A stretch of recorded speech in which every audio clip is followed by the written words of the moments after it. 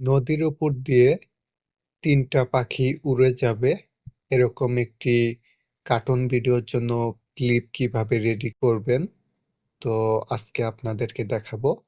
প্রথমে আপনার একটি ব্যাকগ্রাউন্ড নিয়ে নেবেন, আপনি যেরকম ব্যাকগ্রাউন্ডের মধ্যে কাজটা করতে চান।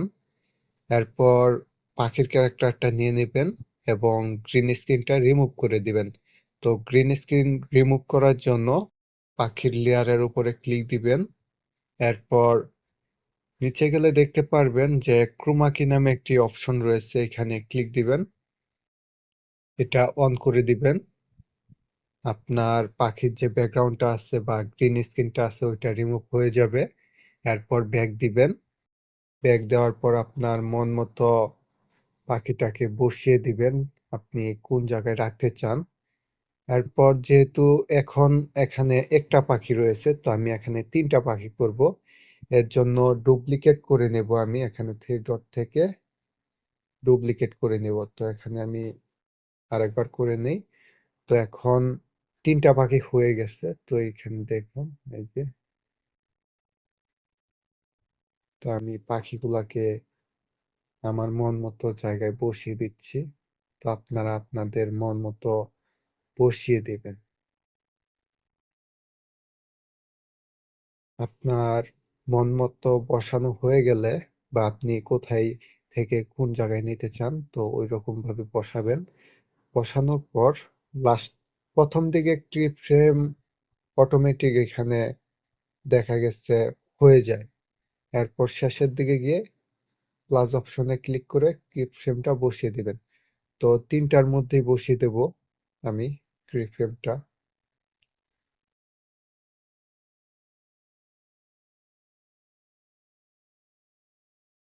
ক্লিপ ফ্রেমটা বসানো হয়ে গেলে এরপর এইখান থেকে আমি আপনার ট্রান্সফর্ম নামে যে একটা অপশন রয়েছে এখানে যাব।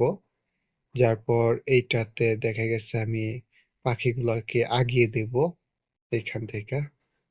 তো আমি চাচ্ছি যে এই পাশ থেকে ওই পাশে যাবে পাখিগুলা। তো এই হলো বিষয়। তো আমি প্রতিটা থেকে চলে যাব, মানে প্রতিটা ক্লিপ থেকে ট্রান্সফর্মে গিয়ে এখান থেকে পাখিগুলাকে এই পাশে নিয়ে আসবো, তাহলে দেখা গেছে আমার কাজটা হয়ে যাবে।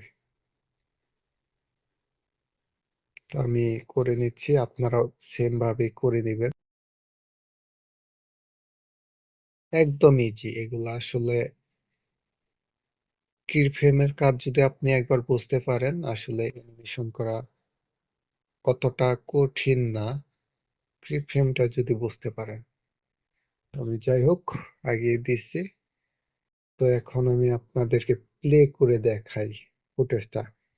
এখন প্লে করে দেখাচ্ছি, দেখুন আপনারা। তো পাখিগুলো কিন্তু সুন্দর স্মুথ ভাবেই উড়ে যাচ্ছে। তো ব্যাকগ্রাউন্ডে একটা নিউজ